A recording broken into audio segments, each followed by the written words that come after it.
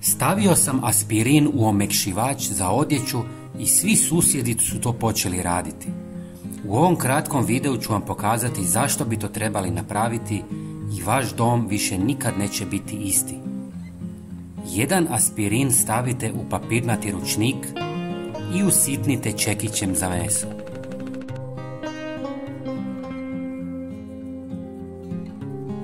Dobiveni prah istresite u posudu i dodajte 2 decilitara vruće vode. Sve dobro promiješajte kako bi se aspirin otopio u vodi. Dodajte 1 mjericu ili pola decilitra omekšivača. Zatim dodajte 1 decilitar bijelog octa ili drugim nazivom sirćeta. Također dodajte 1 žlicu deterdženta za suđe.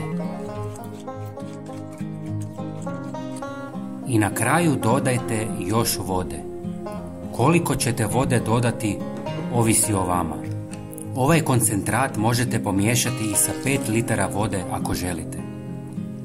Napunite sprej ili jednostavno dodajte u vodu. Sada ste napravili najučinkovitije sredstvo za pranje poda ili kupaone. Ne samo da će se površine sjajiti, nego će ocati aspirin danima odbijati sve insekte poput mrava i žohara.